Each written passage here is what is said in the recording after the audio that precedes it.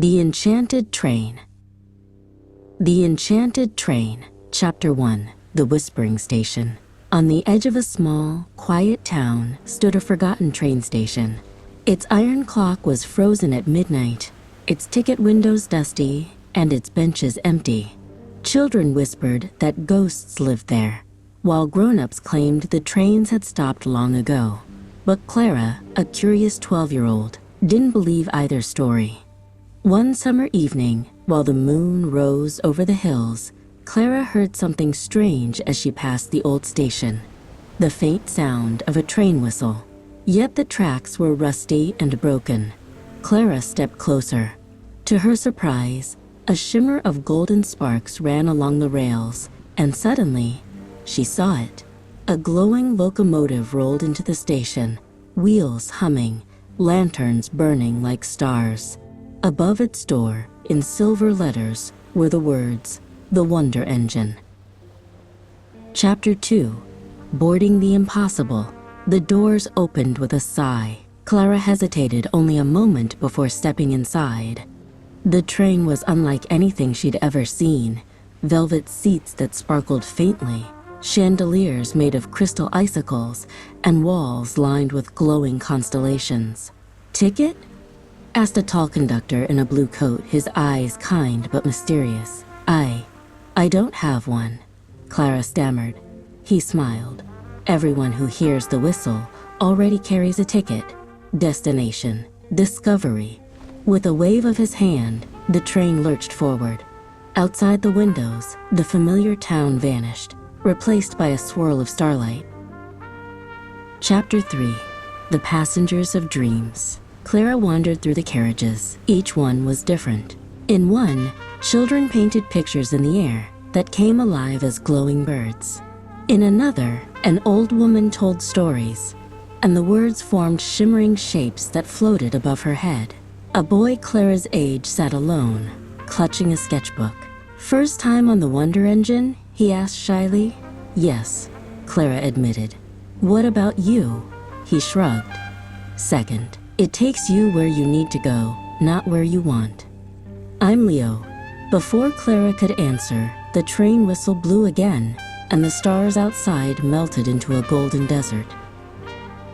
Chapter 4. The Desert of Forgotten Things. The train stopped beside dunes glittering with objects, broken toys, old letters, lost shoes. Leo whispered, "This is where forgotten things go." Clara stepped out, the sand crunching under her feet. She spotted a ribbon she had lost years ago. When she picked it up, the air shimmered. The ribbon turned bright and whole again. A whisper brushed her ear. Memories never truly vanish. Suddenly, the sand shifted, forming a towering figure of dust. Its hollow voice boomed, "What is lost must stay lost." Clara froze, but Leo tugged her hand. "Run." They sprinted back to the train just as it pulled away, leaving the desert behind. Chapter 5. The Forest of Echoes. The next stop was a silver forest where trees hummed with voices. Every step Clara took echoed her thoughts aloud. "I'm scared," her echo whispered. "I want to be brave," it added softly. She and Leo listened carefully.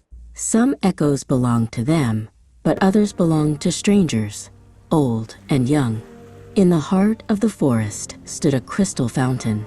The conductor appeared beside them. "Drink, and you will hear the truth of your own heart." Clara sipped. The water tasted like sunlight and rain. Her echo spoke again, clear and strong. "I am enough, even when I'm afraid." Tears filled her eyes, but they were not sad tears. Chapter 6. The Bridge of Tomorrow. The Wonder Engine roared onward until the tracks turned into a glowing bridge stretching into the clouds. At its center, the train slowed. Passengers peered out as visions floated around them, glimpses of possible futures. Clara saw herself standing on a stage, telling stories. Leo saw himself painting murals taller than houses. But then Clara's vision darkened. She saw herself alone, too afraid to try, watching dreams slip away. She clenched her fists. "That's not the future I want." Leo nodded. "Then choose differently." The train sped forward, and the shadows dissolved into light. Chapter 7, The Last Stop. Finally, the Wonder Engine pulled into a station of pure starlight. The conductor stepped forward. "Every journey ends, but its lesson remains. What have you found, Clara?" She thought of the ribbon, the echoes, the visions. She smiled. That even the smallest things matter. That courage isn't about never being afraid. It's about going forward anyway. The conductor tipped his hat. Then the Wonder Engine has done its work. With a final whistle, the train glowed brighter and brighter, until Clara blinked and found herself back at the quiet old station.